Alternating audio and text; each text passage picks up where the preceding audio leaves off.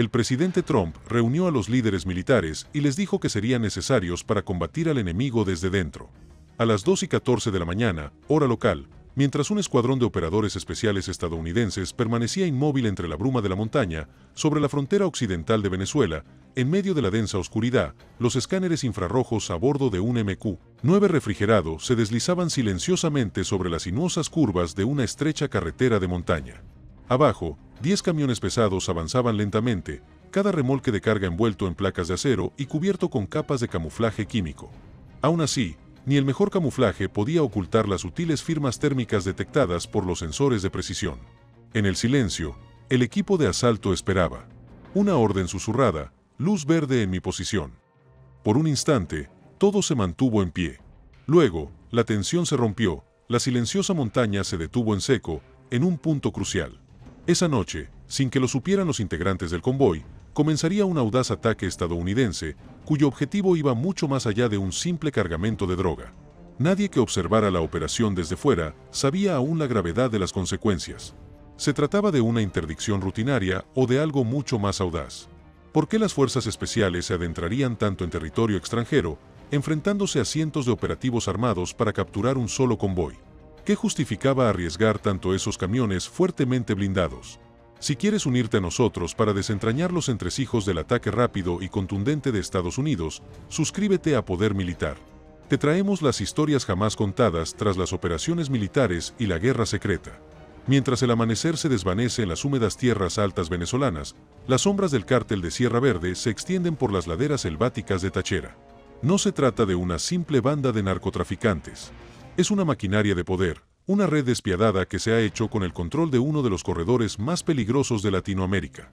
Sierra Verde domina las rutas del oeste de Venezuela hacia Colombia y el Caribe, traficando mercancías ilícitas e influencia a través de pasos remotos que parecen olvidados por las fuerzas del orden. Según numerosos informes de investigación, la escala de producción del cártel es asombrosa. Algunas fuentes sugieren que Sierra Verde produce más de 40 toneladas de metanfetamina al mes, suficiente para inundar las calles de Estados Unidos varias veces.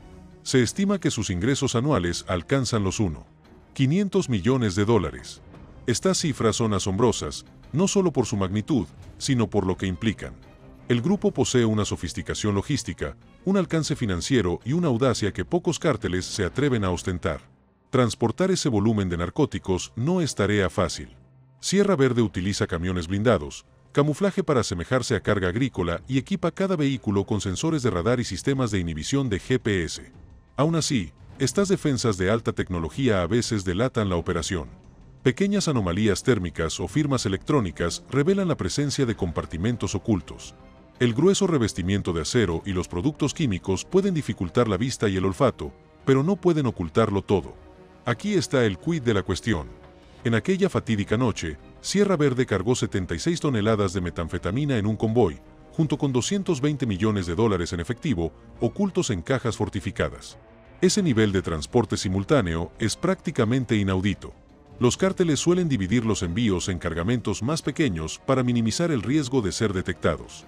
Entonces, ¿por qué Sierra Verde se jugaría el todo por el todo en un solo movimiento?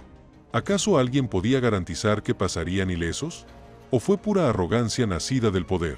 Durante 6 meses y medio, agencias estadounidenses como la DEA, aliadas con el Comando Sur y elementos del XOC, rastrearon meticulosamente las finanzas, las comunicaciones y las señales satelitales de Sierra Verde.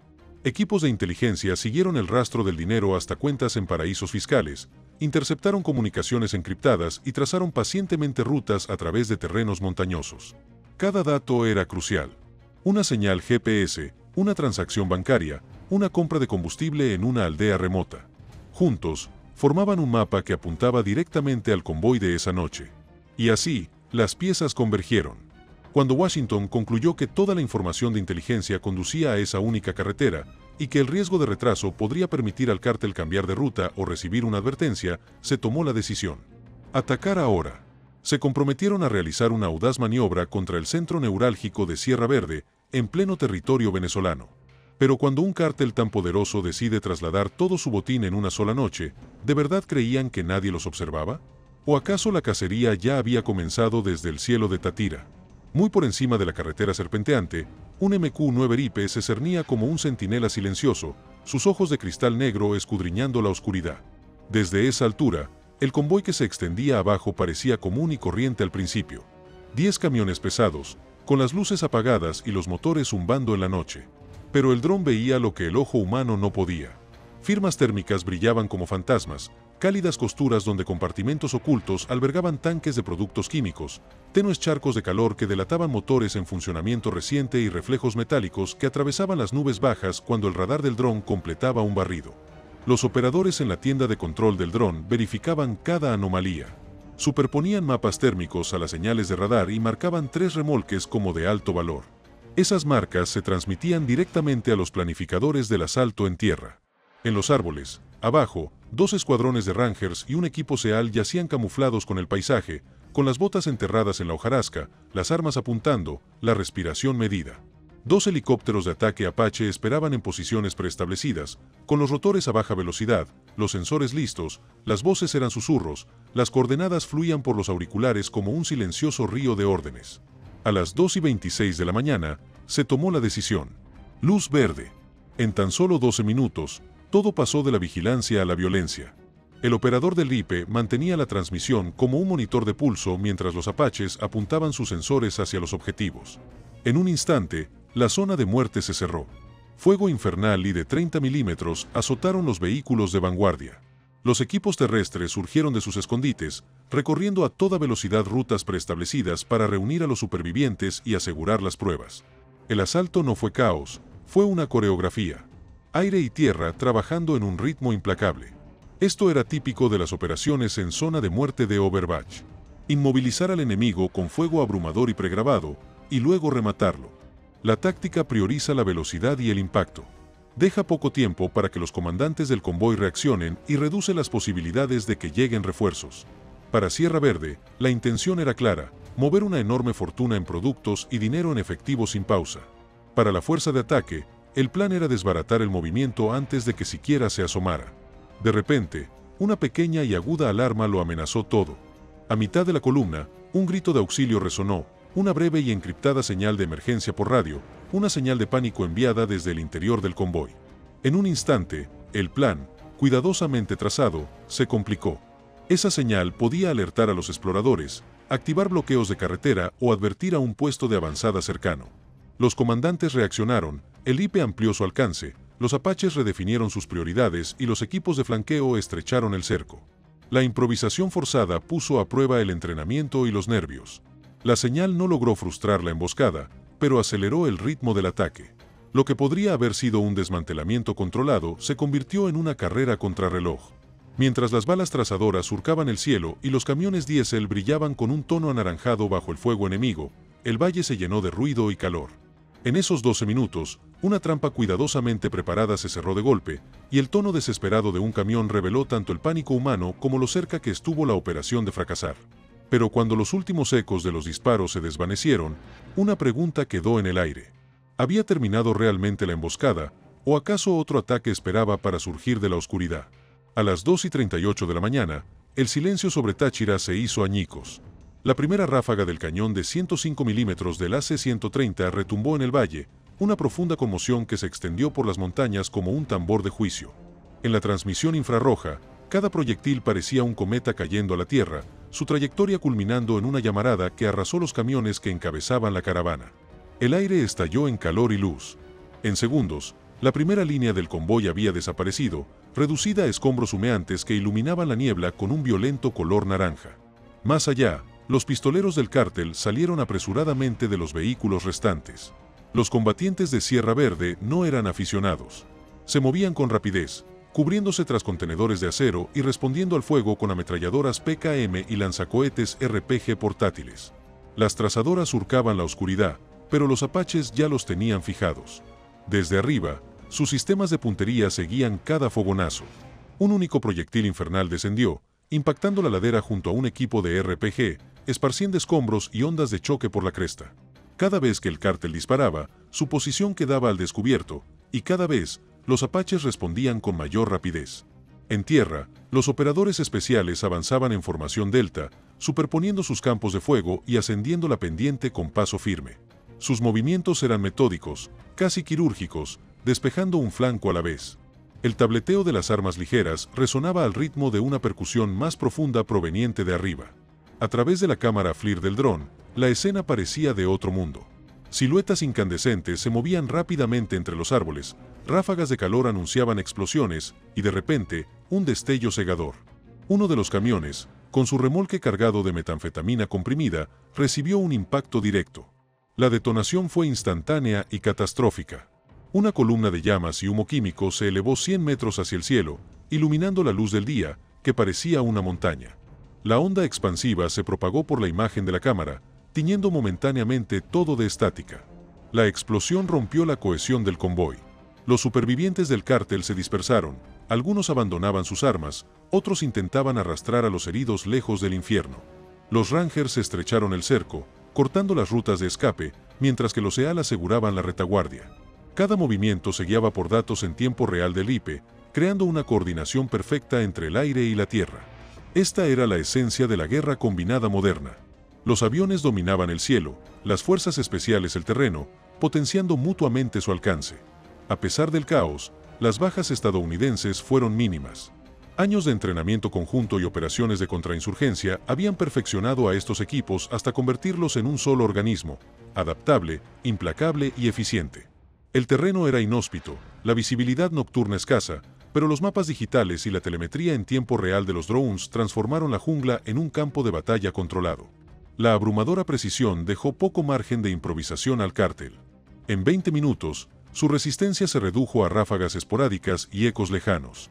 Desde el puesto de mando, los controladores de la misión observaban cómo las firmas térmicas se desvanecían una a una. Sin embargo, en medio del ruido que se desvanecía, algo no encajaba. El patrón de retirada era demasiado limpio, demasiado rápido, como si parte de la fuerza enemiga se hubiera desvanecido en lugar de ser destruida. Los operadores en tierra encontraron camiones intactos, medio cargados, algunos con los motores aún en marcha, pero sin conductores a la vista. Esa inquietante constatación flotaba en el aire como humo. Si el convoy hubiera sido solo un señuelo, el campo de batalla habría quedado en silencio, interrumpido únicamente por el siseo del combustible quemándose y el zumbido sordo de los rotores Apache en el cielo. El jefe del equipo dio la señal para reagruparse y avanzar hacia el norte, hacia la cresta más alta de la montaña. Los datos indicaban la presencia de estructuras ocultas tras la siguiente ladera, edificios que no habían aparecido en ningún pase satelital. Mientras el AC-130 sobrevolaba la zona para realizar otro escaneo, la pregunta se hizo más aguda en la mente de todos. Si esto era solo un señuelo, ¿quién o qué los esperaba en la cima? A las 3:15 de la mañana, el tiroteo se había desvanecido entre la niebla, dejando solo el siseo de los motores humeantes y el zumbido de las aspas del helicóptero. Los equipos de ataque se reagruparon, avanzando hacia el norte a lo largo de un estrecho paso de montaña, guiados por marcadores infrarrojos del MQ-9 Ripe que sobrevolaba la zona. Los sensores del dron detectaron algo extraño más allá de la cresta, un tenue contorno geométrico bajo las copas de los árboles. No era terreno natural. La imagen se agudizó, revelando estructuras enterradas en la ladera, angulares y frías. Las coordenadas no coincidían con ninguna instalación conocida. Fuese lo que fuese, había sido construido para permanecer invisible. Los equipos avanzaron en silencio, sus botas hundiéndose en la tierra húmeda. Al llegar a la meseta, la selva se abrió ante un lugar que pocos esperaban. 8 búnkeres de hormigón incrustados en la montaña, conectados por pasarelas de acero y parcialmente cubiertos con redes de camuflaje. Cada búnker tenía conductos de ventilación, un generador de reserva y puertas blindadas reforzadas. El aire olía a disolventes y ozono, un rastro inequívoco de la producción química. Dentro, oculto tras capas de muros resistentes al calor, el cártel había construido su joya de la corona, un complejo industrial de metanfetamina capaz de producir más de 10 toneladas semanales.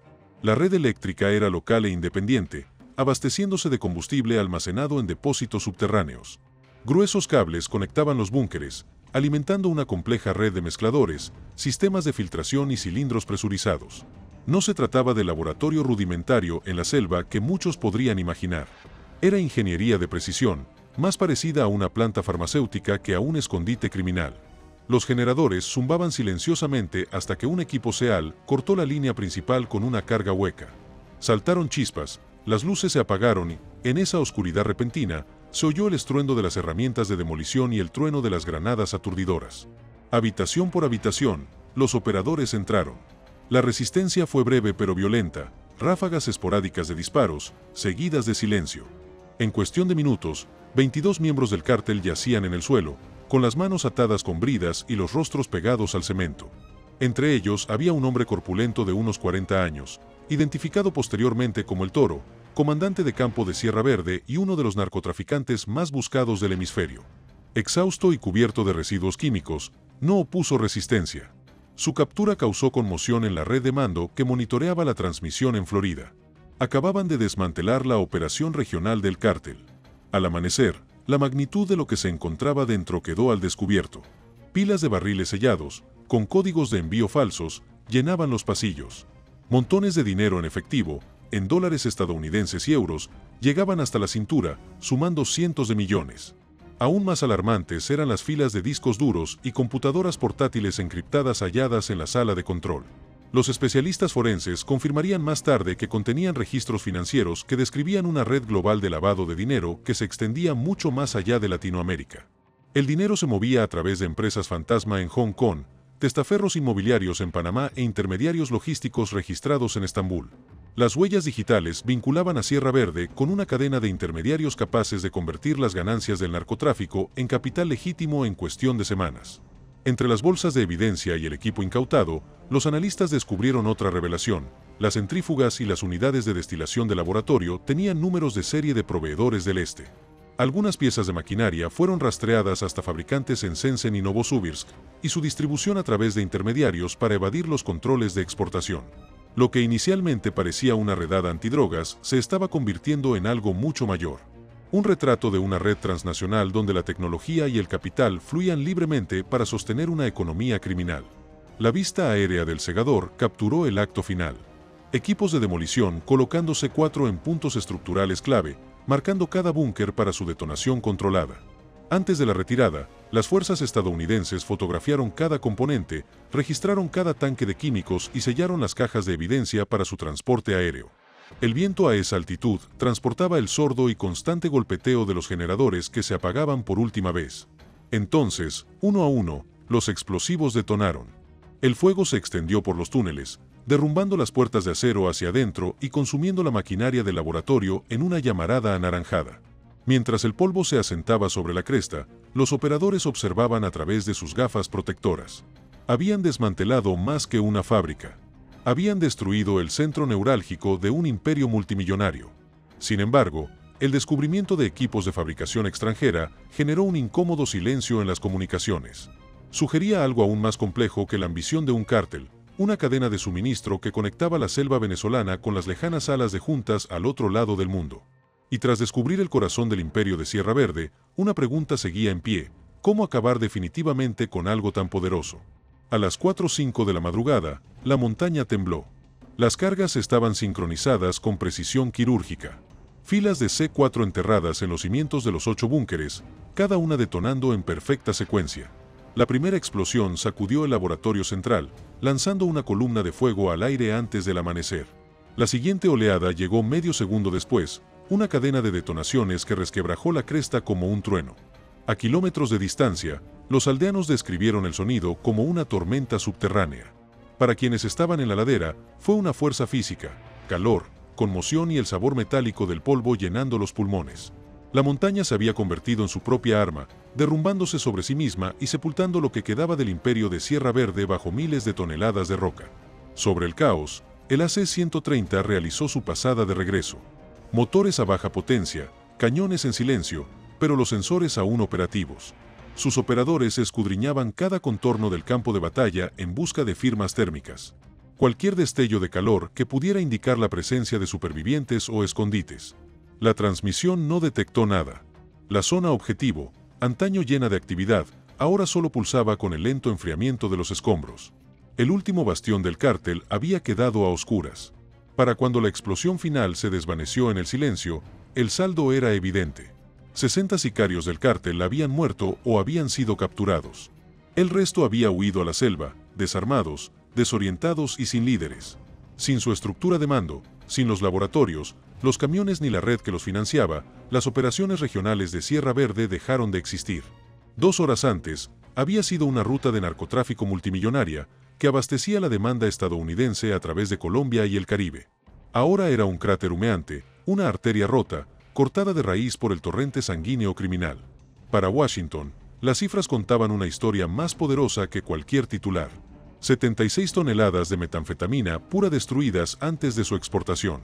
Más de 50 millones de dosis que jamás llegarían a las calles estadounidenses. Cientos de millones en efectivo incautados. El colapso financiero de una organización que alguna vez sobornó a políticos, armó a milicias y traficó abiertamente con armas y drogas. Sin embargo, oficialmente no hubo celebración, ni conferencia de prensa, ni coordenadas. El Pentágono confirmó el éxito de una operación multinacional antidrogas, pero se negó a revelar dónde o cuándo. Funcionarios venezolanos lo negaron. La radio local de la región lo describió simplemente como una misteriosa serie de explosiones cerca de la frontera con Colombia. Sin embargo, a puerta cerrada, el Comando Sur de Estados Unidos lo calificó como uno de los ataques más decisivos de los últimos tiempos, una operación que no solo debilitó a un cártel, sino que demostró que la geografía ya no era un escudo. Esta misión nunca se trató de un solo convoy o un solo laboratorio, sino de enviar un mensaje. La precisión, la coordinación y la sincronización hablaron más fuerte que cualquier declaración. Estados Unidos había demostrado que podía penetrar profundamente en territorio hostil, atacar con una fuerza abrumadora y desaparecer antes del amanecer sin dejar rastro. Fue disuasión en estado puro, una demostración de alcance, determinación y moderación a la vez. Los analistas lo denominaron posteriormente señalización estratégica, una especie de trueno silencioso destinado a resonar en el mundo del hampa. Todos los cárteles que observaban desde México hasta África Occidental comprendieron lo sucedido. La distancia ya no era sinónimo de seguridad. Los satélites, los drones y los datos habían reemplazado las fronteras y la burocracia. La montaña de Tacherot era prueba de que las reglas del juego habían evolucionado. Mientras el último AC-130 viraba hacia el oeste y los operadores especiales se preparaban para la extracción, el amanecer se abrió paso entre la bruma, proyectando largas sombras sobre la ladera devastada. La escena era silenciosa, casi pacífica. Pero en esa calma subyacía una pregunta tácita. Si este ataque podía aniquilar un imperio multimillonario en 2 horas, ¿quién sería el siguiente? Más allá de esas lomas, otros convoys ya se movían, otros laboratorios seguían quemando químicos bajo techos improvisados. Y mientras el mundo comenzaba a enterarse de lo sucedido en esas oscuras colinas venezolanas, el mensaje silencioso de Washington era imposible de ignorar, ya no había dónde esconderse. En las semanas posteriores al ataque, las repercusiones se extendieron mucho más allá de la Sierra de Táchira. La red de Sierra Verde, otrora considerada intocable, se derrumbó casi de la noche a la mañana. Las interceptaciones de inteligencia confirmaron que sus comandantes regionales habían huido a través de la frontera colombiana o habían guardado completo silencio. Informantes locales describieron pueblos fantasma donde antes se ubicaban los retenes de los cárteles, con sus insignias pintadas ya desvaneciéndose en las paredes derruidas. Durante años, Sierra Verde había dominado este territorio con armas, dinero y terror. Ahora había desaparecido, su imperio, borrado en menos tiempo del que dura un informativo matutino. En Washington, el impacto fue inmediato y palpable. En 3 semanas, el Comando Sur de E.U. informó de una caída del 60% en el tráfico de metanfetamina que ingresaba a los centros de tránsito sudamericanos, un descenso tan drástico que se propagó por los canales financieros vinculados al narcotráfico. Las rutas de suministro que antes fluían constantemente a través de Venezuela, Colombia y el Caribe simplemente se interrumpieron. Los bancos detectaron cuentas inactivas vinculadas a las empresas fantasma y las compañías pantalla del cartel en Panamá, las cuales quedaron paralizadas bajo la lupa internacional. Para las fuerzas del orden, era la prueba más clara hasta el momento de que la operación había logrado mucho más que atacar un solo objetivo. Había desarticulado toda una economía del crimen. Estratégicamente, la misión marcó un punto de inflexión. Durante décadas, E.U. había combatido a los cárteles de la droga mediante la interdicción, persiguiendo cargamentos, allanando laboratorios e interceptando embarcaciones. Esta operación demostró que la siguiente etapa sería diferente. El objetivo ya no era incautar la mercancía, sino destruir la infraestructura, la tecnología y las finanzas, los pilares que sustentaban el comercio. Desde las transacciones encriptadas hasta la logística en paraísos fiscales, la lucha se había transformado en una campaña contra la arquitectura digital de los imperios del narcotráfico. La caída de Sierra Verde fue tanto una victoria táctica como un ejemplo paradigmático de cómo Estados Unidos define ahora el poder, la velocidad, la precisión y la invisibilidad. Al disiparse el humo de las montañas venezolanas, una verdad permaneció. Lo que comenzó como un ataque de 2 horas se había convertido en un mensaje geopolítico, Una silenciosa declaración de que la distancia, el secretismo y las fronteras políticas ya no podían proteger a quienes se beneficiaban del caos. En las salas de juntas y los despachos, desde Bogotá hasta Shanghái, ese mensaje resonó: el alcance del poder estadounidense sigue siendo inigualable. Sin embargo, tras ese triunfo, una pregunta aún flota en el aire. ¿Se desarrollará la siguiente fase de esta guerra encubierta en el interior de Sudamérica o se trasladará a los centros financieros que la alimentan? ¿Hasta dónde llegará Washington para desmantelar la maquinaria que sustenta a los cárteles? Cuéntanos qué te parece. Y si no quieres perderte lo que sucede cuando cae el próximo imperio oculto, suscríbete a Poder Militar, donde desvelamos las historias reales tras las operaciones más secretas del mundo, misión a misión.